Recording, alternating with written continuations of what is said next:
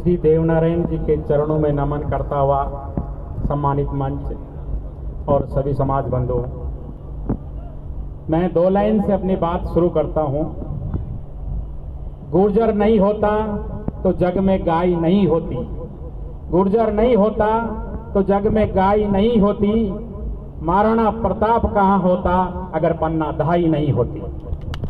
महाराणा प्रताप जो इस राजस्थान का, इस देश का गौरव है, वो अगर है तो हमारी वजह से है, हमारी पन्नाधाई की वजह से है, क्योंकि उसकी रगों में उबलने वाला जो खून है वो हमारी पन्नाधाई का दूध था।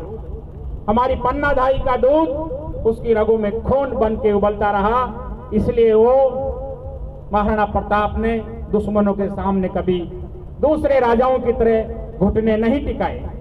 लेकिन बहुत अफसोस की बात है, कुछ लोग हमें टारगेट करते हैं सोशल मीडिया के माध्यम से और किसी अन्य स्रोत के माध्यम से। उनको मैं बता देना चाहता हूं कि गुर्जरों का इतिहास इतना कमजोर नहीं है, क्योंकि हम बात करते हैं भगवान श्री राम की, जिनकी राजनीतिक यात्रा अयोध्या से लेकर श्रीलंका तक थी। भगवान श्री वासुदेव श्री कृष्ण की राजनीतिक यात्रा भी मथुरा से लेकर द्वारिकापुरी तक थी। लेकिन हमारे गुर्जर शासकों की राजनीतिक यात्रा की बात करें तो आधी दुनिया में गुर्जर शासकों का राज हुआ करता था। हिंदू कुश पर्वत पर हमारा झंडा लहराया करता था। दुनिया के 7 आश्चर्यों में से एक चीन की दीवार, जो चीन वालों ने वो दीवार हमारे गुर्जर शासकों से भयभीत होकर वो दीवार बनाई थी, जो दुनिया के 7 आश्चर्यों में एक है।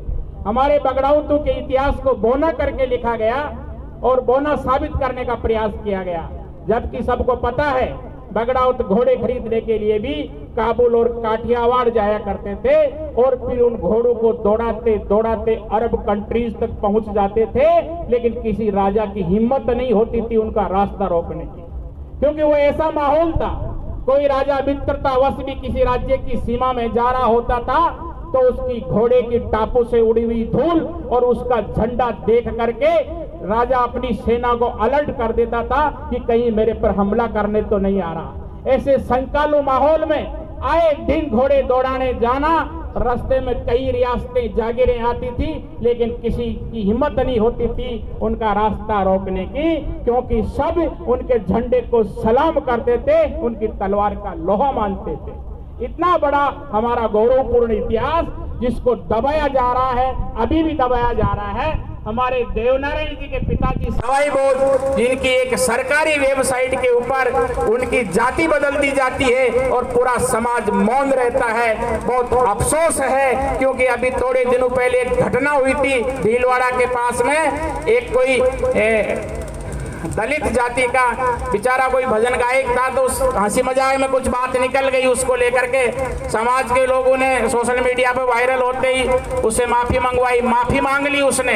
उसके बावजूद भी उसके सर पे जूते रखवा करके उसको जलील किया गया।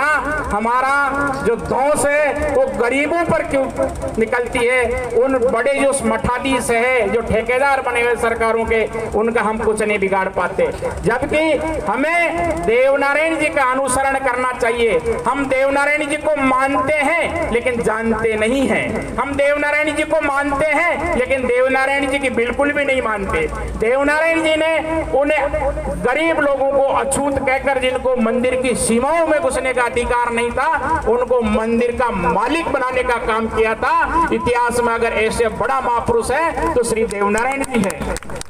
भीलों को आज जनरल नॉलेज वाले स्टूडेंट है, कोई किताबें पढ़ते हैं तो उसमें लिखा रहता है कि भीलों को मामा कहने पर भील बहुत राजी होते हैं, खुश होते हैं। तो भीलों को मामा कहने की परंपरा अगर किसी ने शुरू की तो श्री देवनारायण जी ने शुरू की थी। जब सल्ला और बल्ला भील दोनों व्यक्ति उनको लेकर के बचाते मालवा लेके गए थे, तब भगवान श्री देवनारायण जी ने उनको मामा कहा।